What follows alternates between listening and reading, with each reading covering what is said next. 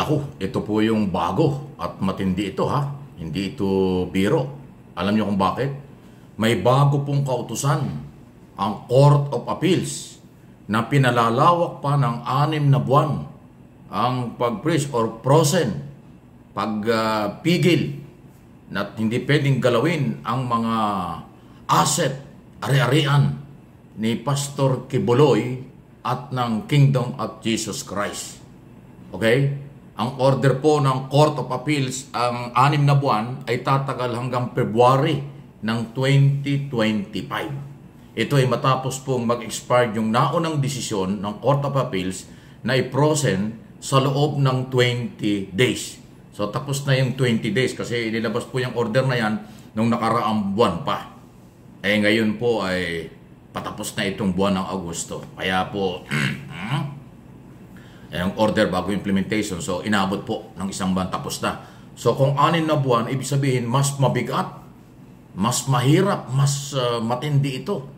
Isipin mo kung nahirapan sila ng 20 days na hindi pwedeng magkaroon ng transaction sa kanilang mga bank account. Hindi pwedeng galawin ang kanilang mga property. Mabigat yun. Dumaing na nga sila doon. Para tapos ngayon ay another order at kalahating taon. Kasi 6 months, kalahating taon po yun. At sa pinakahuling report po ng Court of Appeals, by the way, ito pong isyong ito ay ginawa ng Court of Appeals matapos po yung petisyon ng Anti-Money Laundering Council, yung pong nagbabantay sa pinaniniwalaan na posibleng maduming pera, kaya nga paglalaban ng maduming pera. Yan po yung Anti-Money Laundering Law, kalaban ng mga maduduming pera, hindi lang sa Pilipinas, international law yan. Sa ibang bansa mayroon din ganyang batas. Dito sa atin meron. So, nakumbinsi ng Anti-Money Laundering Council ang Court of Appeals na i-frozen itong mga ari-arian at bank account na ito sa nakaraang 20 days. Pero ngayon, nakumbinsi ulit ng AMLA na mas palawakin. Kaya pinaabot ng 6 months hanggang February 2025. Naku, marami magugutom. Baka pati mga vlogger na binabayaran nila, maapektuhan, maging hulugan na lang. Ay, 6 na buwan, kalahating taon eh. At ito po yun. Doon pa lang po sa nakapangalan kay Kibuloy, kasi iba yung property ni Kibuloy at saka ng Kingdom. Sabi ng Commission or yung Court of Appeals, 10 bank account, 10 bank account nakapangalan kay Kibuloy. 7 real properties. 5 sasakyan at 1 aircraft. Malagay ko, hindi pa nga lahat yan, pero yun lang ina-identify eh. Ulit ko 10 bank account ni Kibuloy, 7 real properties, 5 sasakyan at 1 aircraft. Dito lang mo yun sa Pilipinas, iba po yun sa abroad. Hindi kasama yun. Ang mga properties naman na identify na pag-aari ng KOJC, yung Kingdom of Jesus Christ nila, 47 bank account. Okay? 16 real properties, 16 vehicle, 16 na sasakyan. Yan po yun. Kasama po dyan sa property at mga bank account na yan ng Kingdom of Jesus Christ ay ang Suara Sog Media Corporation.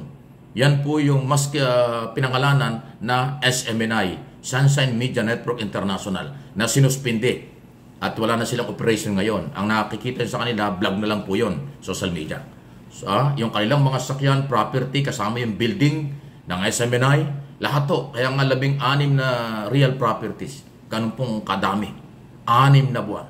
At pati yung mga sasakyan. Kaya kung yung mapapansin, wala na kayo nakikita may nakita pa ba kayo ng mobile, yung patrol ng SMNI, na may nakalagay na SMNI sa mga gilid, bubong at harap? Wala na. Kasi sticker lang yun, binaklas na yun. Alam ko, sticker lang yun. Pwedeng tanggalin yun anytime. Kaya kung makikita kayo, magpunta kayo sa iba-ibang mga opisina dyan, wala na kayong makikita ang SMNI mobile. Kasi kasama po yung mga sasakyan ng SMNI na frozen o hindi pwedeng gamitin. Ang ginawa nila para magamit, inalis yung mga sticker. Binaklas yung mga sticker. Kasi sticker lang yung nakadikit sa likod, harap ng kanilang mga sasakyan. Ngayon wala nang ganun. Tinanggal na para magamit ng sasakyan. Ewan ko kung alam ng Court of Appeals siya. Pero pag nalaman ng Court of Appeals siya na tinanggal lang sticker tapos ginagamit pa, another violation yan. Ang daming palusot eh. Pero hindi naman uobra talaga. dahil walang pwedeng itago. So ayan, ngayon sa side naman po ng SMNI at mga abogado ng Kingdom of Jesus Christ at ni Kibuloy, hinihintay pa raw nila yung official document. Mukhang hindi pa nila tatanggap yung another order na ito ng Court of Appeals. At pagkatapos daw nilang aralin, siyempre, SOP naman yan, magpapile sila ng motion for consideration. Pero ito po isang matinding desisyon. Isang panibagong dagok, isang matinding malaking problema. Dahil nga po, kung sa loob ng 20 araw ay hindi magalaw ang mga accounts nila, at iba pang mga property dahil nga na-frozen, lalo na ito, 6 na buwan. O sabi nila, ay wala yan Mike kasi marami ang pera na-withdraw. Ay baka yung na-withdraw pera kung bago nagkaroon ng order, ay naubos na yan. Dahil kasi 20 araw, mahaba-haba yun eh. Ay paano ngayon itong natitirang kalahating taon? Mahaba yun hanggang February ng 2025. Yan ang malaking problema. At definitely, maapektuhan ang lahat ng kanilang galawan. Okay? Hindi na-identify kung ano yung 16 na mga properties at yung mga, basta yung mga bank account na yan. So, bali, ano yan, 57 account. 10 kay Kibuloy, 47 sa KOJC. Yung sasakyan, iba-iba. Ganun po ang dating. So, yan yung bagong problema nilang kinakarap. Kung yung magunita, dun sa hearing sa Senado, yung mga opisyalis ng ni Kibuloy nagdaing na dahil lahat na raw na kahirapan, inaranasan nila na frozen yung kanilang mga asset. Pagkatapos puganti nga si Kibuloy, pinaghahanap at tuloy-tuloy ang operation, ay wala tayong magagawa. Yan po yung mga batas eh. Hindi po yung kasalanan ng Executive Department. Lahat yan batas. Yung warrant of arrest galing sa court order. Itong Court of Appeals, judicial din po ito na silang nag-order. Wala rin kilalaman ng Malacanang. Kasi yung Anti-Money Laundering Council, ayan po ay council. Ng iba dyan ay taga-Finance Department yata or taga-Bangko Sentral ng Pilipinas. Council nga yan na nagpetisyon before Court of Appeals. So, ang tindi nito.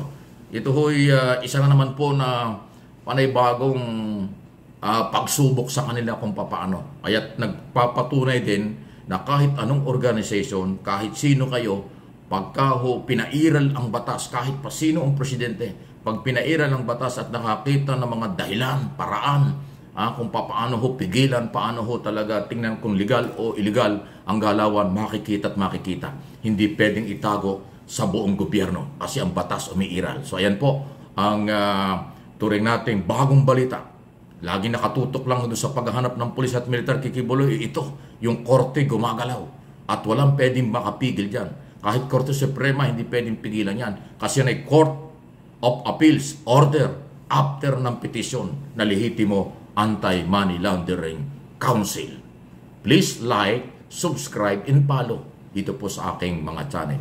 Paki-forward po ninyo, paki-like po ninyo ang video ito na makarating sa lahat ng Pilipino sa buong mundo. Hindi ito paninira. Lehitimong balita ito na hindi natin pwedeng pagtakpan o itago. Dapat nating ilabas kasi ito yung galaw at hagupit ng mga batas sa mga posibleng hindi sumusunod sa batas. Diba? Ganun lang po kasimple yun.